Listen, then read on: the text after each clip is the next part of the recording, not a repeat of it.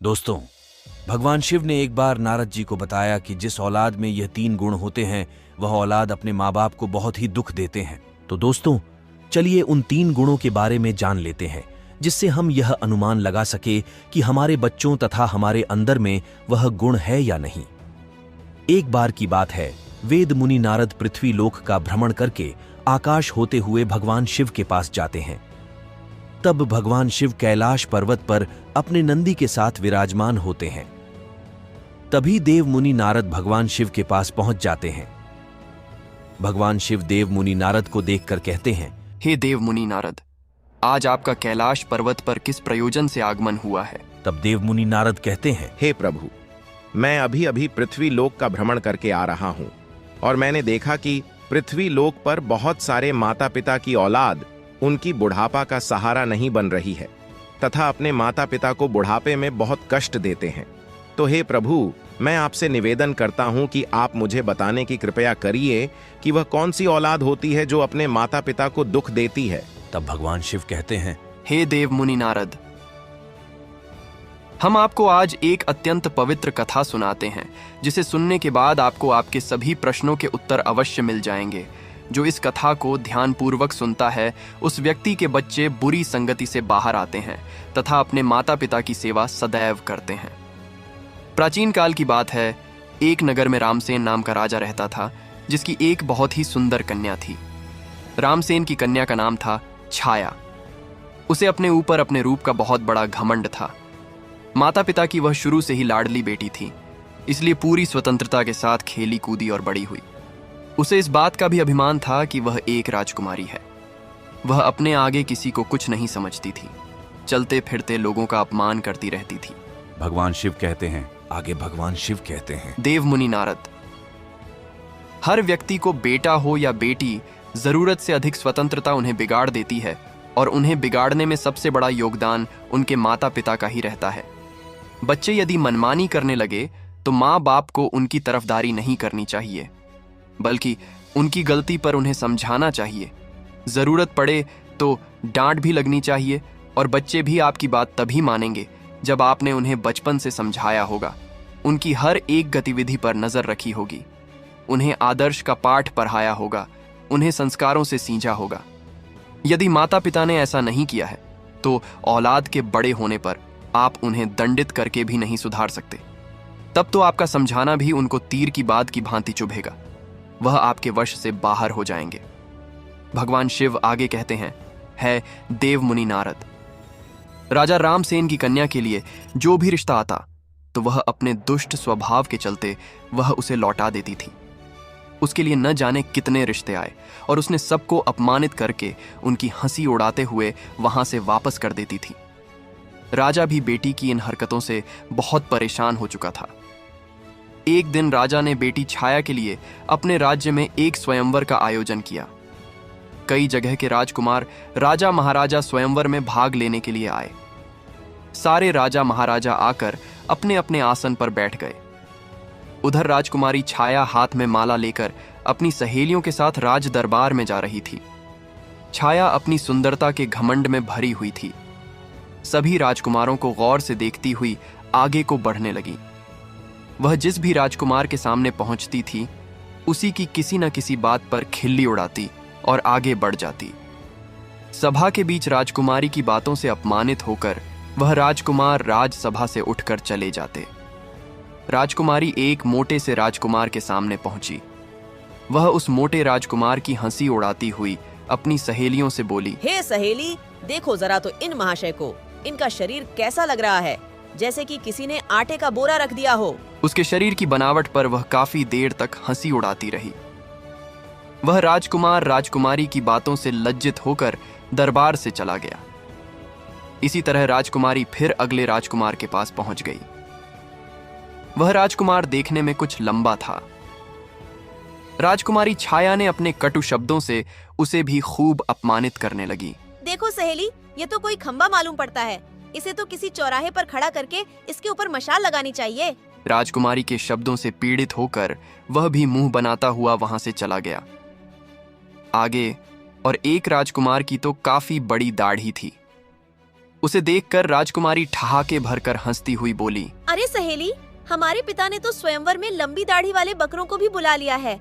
इससे तो मेरी दासी भी विवाह नहीं करेगी। हे नारद जी। राजकुमारी उसके रंग, रूप और दाढ़ी की खूब खिल्ली उड़ाती रही, परंतु उस दाढ़ी वाले राजकुमार ने राजकुमारी के लज्जित करने पर तनिक भी बुरा नहीं माना, क्योंकि वह राजकुमारी को अपना दिल दे बैठा था।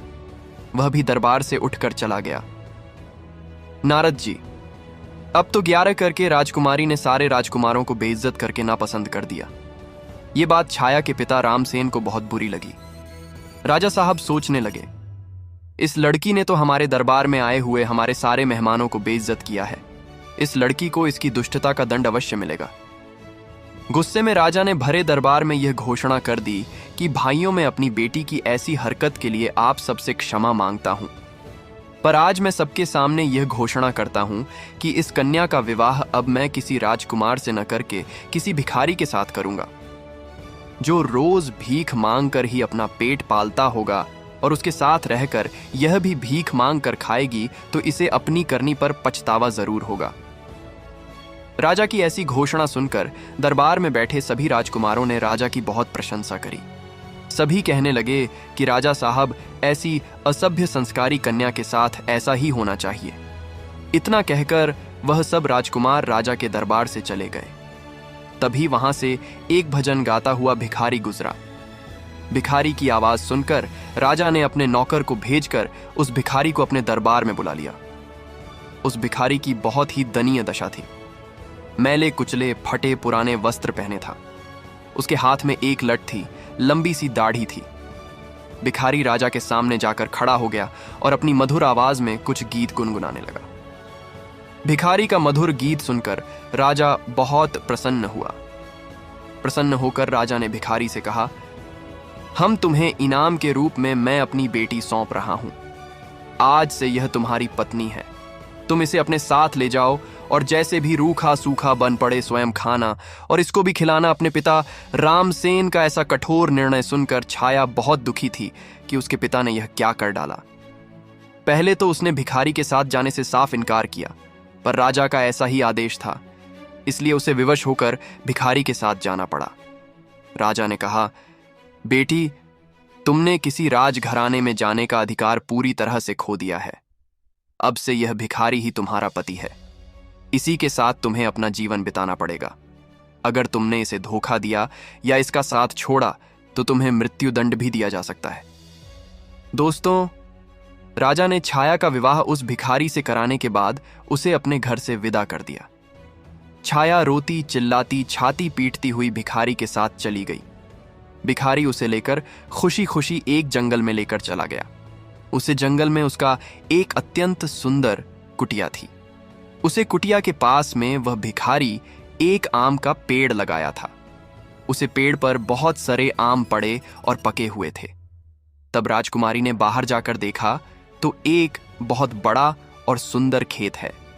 छाया ने उस भिखारी से पूछा कि यह खेत किसका है? तो भिखारी ने जवाब दिया कि हे राजकुमारी, मैंने ऐसा सुना है कि यह खेत उसी दाढ़ी वाले राजकुमार का है जिसे तुमने अपने स्वयंवर में दाढ़ी वाला बकरा कहकर अपमानित किया था। पर आपका दुर्भाग्य देखिए, और बदकिस्मती से मैं भी आपको उसी दाढ़ी वाले की तरह लंबी दाढ़ी वाला मिला हूं। अगर तुम उस दाढ़ी वाले से विवाह कर लेती तो आज इस खेत की तुम स्वयं मालकिन होती। पर अब पछताने से कोई फायदा नहीं है। अब तो तुम्हें मुंह जैसे भिखारी के साथ ही जिंदगी भर रहना है। हे नारद जी, कुछ दूर आगे चलने पर राजकुमारी छाया को सुंदर फल फूलों से लदा हुआ एक बाग दिखाई दिया। छाया ने कहा, थोड़ी देर इस बाग में ठहर कर विश्राम कर लेते हैं। अरे वाह, ये बाग किसका है? बड़ा ही सुंदर है। भिखारी ने उत्तर दिया, राजकुमारी जी, यह बाग भी उसी दाढ़ी वाले बकरे का है जिसका तुमने अपमान किया था। इसलिए अतिशीघ्र विश्राम करके यहां से निकल चलो, वरना वह दाढ़ी वाले राजकुमार को पता चल गया तो वह हमें अपमानित करके भगा देगा। सोचो, अगर तुम उससे विवाह कर लेती तो यह बाग भी तुम्हारा होता और मुझ भिखारी के साथ तुम्हें नहीं आना पड़ता, पर तुम्हारा घमंड ही तुम्हें यहां ले आया है। तब भगवान शिव देवमुनि नारद जी से कहते हैं। इस प्रकार वह बातें करते हुए दोनों आगे को बढ़ते हुए चले गए। कुछ दूर आगे जाने पर वह एक बहुत सुंदर नगर में पहुंचे। ऐसा लग रहा था जैसे वह नगर किसी राजा की राजधानी हो। छाया ने पूछा, यह नगर किस राजा का है? भिखारी ने उत्तर दिया है, हे प्रिय, यह नगर मेरी नजर से तो एक राजा का है, पर आपकी नजर से तो यह नगर उसी दाढ़ी वाले बकरे का है जिसे तुमने भरी सभा में बेइज्जत किया था। सोचो, अगर तुमने उससे शादी कर ली होती तो तुम इस नगर की रानी होती। हजारों दास दासियाओं तुम्हारी सेवा करती, पर तुमने अपने रूप की घमंड में आकर अपनी किस्मत फोड़ ली और मुझ जैसे भिखारी के साथ विवाह करके तुमने अपनी जिंदगी को दुखों में ढकेल दी है। पर अब क्या हो सकता है, जो होना था सो हो गया। भिखारी की बात सुनकर राजकुमारी को बड़ा पश्चाताप होने लगा। राजकुमारी कहने लगी, काश मैंने उसके साथ विवाह कर लिया होता। भिखारी ने छाया के मुख से ऐसी बातें सुनकर नाराज होते हुए कहा, राजकुमारी खबरदार, जो अब तुमने दूसरे पुरुष के बारे में सोचा भी तो अब तो तुम केवल मेरी पत्नी हो और मैं ही तुम्हारा पति हूं। अब महलों के सपने देखना छोड़कर तुम्हें मेरे साथ मेरी झोपड़ी में रहना चाहिए।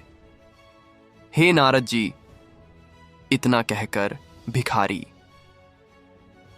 राजकुमारी छाया को अपनी झोंपड़ी के पास ले गया, जो राज्य के उसी नगर से कुछ दूर एक तालाब के किनारे बनी हुई थी।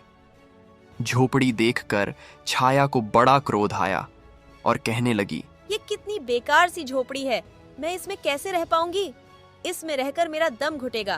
मैं बहुत बड़े महलों की रहने वाली हूँ, इस छोटी सी झोपड़ी में मेरा गुजारा कैसे होगा? भिखारी बोला, राजकुमारी, अब आज से यही झोपड़ी तुम्हारा नया घर है और इसी में तुम्हें रहना पड़ेगा।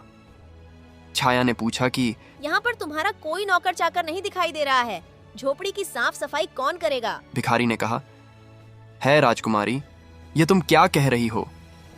मैं कोई राजा नहीं हूं, न कोई राजा का बड़ा अधिकारी या कर्मचारी हूं जो मेरे पास नौकर चाकर होंगे।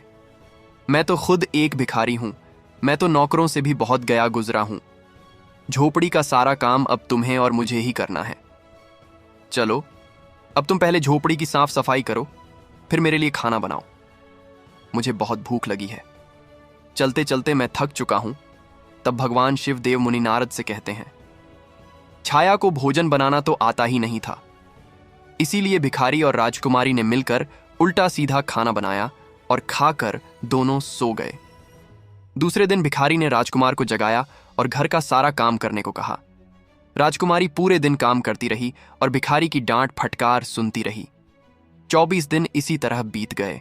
घर में जो कुछ खाने को था वह भी खत्म हो गया। भिखारी बोला, प्रिय, अब खाने को तो कुछ बचा भी नहीं। जो कुछ मैंने मांग कर रखा था वह सब खत्म हो चुका है। आगे की जीविका चलाने के लिए हमें कुछ काम करना पड़ेगा।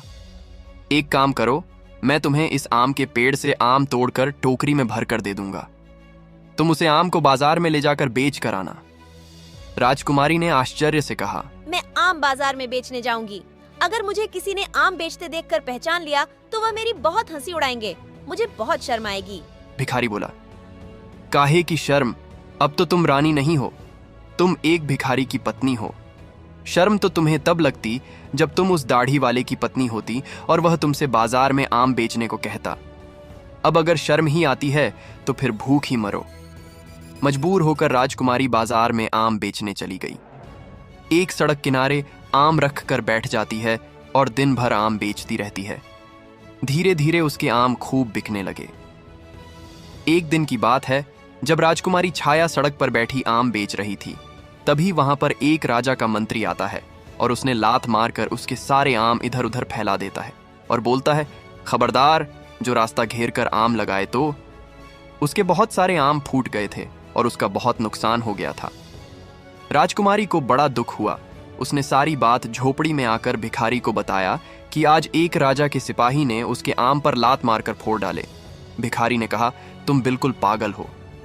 अगर तुम बीच रास्ता घेर कर दुकान लगाओगी तो सिपाही तो आम फोड़ेगा ही। तुम्हारी वजह से गिरोह को वहां से निकलने में तकलीफ हो रही होगी। अब तुमसे यह भी काम ठीक से नहीं होगा। तुमसे कोई काम ठीक से होता ही नहीं है। अब मैं जा रहा हूं और तुम्हारे लिए कोई और काम तलाश कराऊंगा। भिखारी गया और राजा के एक बड़े अधिकारी के यहां रसोइये का काम तलाश आया और छाया से कहा कि मैंने तुम्हारे काम की व्यवस्था कर दी है। कल से तुम राज्य कर्मचारी की रसोई में जाया करोगी और वहां के रसोइये के साथ मिलकर खाना बनाना है। वहां से हमें खाने के लिए अच्छा अच्छा भोजन भी मिलता रहेगा, शिवदेव मुनि नारद से कहते हैं। इस प्रकार वह घमंडी राजकुमारी रसोइये की मददगार बन के काम करने लगी। वह सुबह से शाम तक रसोइयों के साथ मिलकर काम करती और रात को बचा हुआ खाना अपने घर ले आती। इस तरह दोनों की जिंदगी अब कुछ सुकून से कटने लगी। एक दिन की बात है, छाया रसोई में काम कर रही थी। तभी उसने खिड़की से झांक कर देखा तो वहां राजा के महल में कुछ उत्सव होने वाला था। पूरा राजमहल सजाया हुआ था। बड़े बड़े मेहमान आ रहे थे, नौकर चाकर उनका स्वागत कर रहे थे। महल में बड़ी धूमधाम थी। राजकुमारी वह सब देखकर अपनी किस्मत को कोस रही थी। अपनी किस्मत पर आंसू बहा रही थी और सोच रही थी कि काश मैं भी इतनी घमंडी नहीं होती तो मुझे यह दिन देखने को नहीं मिलता। वह वहां खड़ी खड़ी सोच रही थी। तभी वहां दो दासियां आती हैं और कुछ खाने का सामान उसकी टोकरी में रखकर चली जाती है। राजकुमारी टोकरी को लेकर अपने घर को लौटने लगी। अभी वह दरवाजे से निकली ही थी, तभी सामने से एक राजसी पोशाक पहने एक पुरुष ने आकर उसे रोक लिया। देखने में वह वहां का राजा महाराजा मालूम पड़ रहा था। राजकुमारी ने जब उसके चेहरे को देखा तो वह डर के मारे कांपने लगी, क्योंकि वह राजा वहीं दाढ़ी वाला था जिसको छाया ने अपने यहां दाढ़ी वाला बकरा कहकर अपमानित किया था। राजा ने राजकुमारी से कुछ नहीं कहा, बल्कि वह उसे उसका हाथ पकड़कर दरबार में लेकर पहुंचा, जहां तमाम मेहमान लोग बैठे हुए थे। वहां की भव्यता को देखकर घबराहट में राजकुमारी के हाथ पैर कांपने लगे। उसके हाथ से टोकरी छूटकर जमीन पर गिर पड़ी। टोकरी में रखा हुआ खाना जमीन पर गिरकर इधर उधर बिखर गया। राजकुमारी बहुत उदास हो गई। दरबार में बैठे हुए मेहमान यह देखकर जोर जोर से हंस पड़े। अपने ऊपर सबको हंसता देखकर छाया घोटन से मरी जा रही थी। उसे ऐसा लग रहा था कि अभी धरती फट जाए और मैं उसमें समा जाऊं। उसने राजा से अपना हाथ छुड़ाया और वहां से भाग जाना चाहती थी। तभी राजा ने उसे रोकते हुए कहा, राजकुमारी घबराओ मत, तुम्हारे साथ कोई अभद्रता का व्यवहार नहीं होगा, बल्कि तुम्हें मैं यहां सम्मानित करने के लिए लाया हूं। मैं वहीं तुम्हारा भिखारी पति हूं जो तुम्हारे साथ झोपड़ी में रहता था, और मैं वहीं सिपाही हूं जिसने तुम्हारे आम को फोड़े थे। मैं ही यहां का राजा हूं और वहीं दाढ़ी वाला बकरा हूं। मैंने तुम्हारे साथ भिखारी बनकर विवाह इसलिए किया था क्योंकि मैं तुम्हें चाहता था और तुम्हारे पिता की प्रतिज्ञा को ध्यान में रखते हुए मुझे भिखारी की वेशभूषा बनानी पड़े। मैंने भिखारी बनकर तो तुमसे विवाह कर लिया। अब तुम्हारा घमंड भी नष्ट हो चुका है। इतने सारे मेहमान हमारे स्वागत में आए हैं। अब मैं तुमसे सम्मान पूर्वक विवाह करूंगा। फिर भगवान शिवदेव मुनि नारद से कहते हैं। यह सब सुनकर राजकुमारी को बड़ी प्रसन्नता हुई। खुशी में उसकी आंखें आंसुओं से भर गई। अब तो दासियां आई और उसे दुल्हन के नए जोड़े में सजा कर लाईं। दरबार में छाया के माता पिता भी मौजूद थे। सबने राजकुमारी को खूब आशीर्वाद दिया और राजा के साथ समस्त मेहमान की उपस्थिति में उसका विवाह हुआ। उसका सारा गुरूर उतर चुका था। वह पूरी तरह से बदल चुकी थी। उसने जिंदगी जीने का तरीका सीख लिया था। दोस्तों, तब भगवान शिव देव मुनि नारद से कहते हैं, हे देव मुनि नारद, अत्यंत सुख सुविधा में पलकर मनुष्य उन अनुभवों से, उन संस्कारों से अपरिचित रह जाता है जो उसके जीवन में आगे बहुत कष्टदायी होता है। भगवान शिव कहते हैं, इसीलिए मनुष्य को कभी भी किसी बात का घमंड नहीं करना चाहिए। परमात्मा जब तुम्हें किसी एक गुण से संपन्न बनाता है तो बाकी कई गुणों से खाली रखता है, ताकि तुम्हें जब भी कभी अभिमान हो तो तुम्हें उसका सबक मिल सके। इस प्रकार राजकुमारी उसी दाढ़ी वाले पति के साथ बड़े आनंद से रानी की तरह जीवन व्यक्तित्व करने लगी। और इस प्रकार से भगवान शिव ने बताया, जिसकी औलाद अपने मनमानी करती है तथा अपने माता पिता का अपमान करते हैं और उनकी बात को नहीं मानते हैं, ऐसी औलाद सदैव मुसीबत से घिरे रहते हैं। दोस्तों, उम्मीद करता हूं आप लोगों को यह कथा पसंद आई होगी। अगर दोस्तों पसंद आई हो तो वीडियो को लाइक करके, चैनल को सब्सक्राइब करके, बेल आइकन OL पर प्रेस करके कमेंट बॉक्स में हर हर महादेव अवश्य लिख दीजिएगा। दोस्तों, वीडियो को पूरा देखने के लिए आप लोगों का धन्यवाद। और माता तुलसी कौन थी और उसका विवाह विष्णु के साथ क्यों हुआ था, यह जानने के लिए हमारा अगला वीडियो जरूर देखें।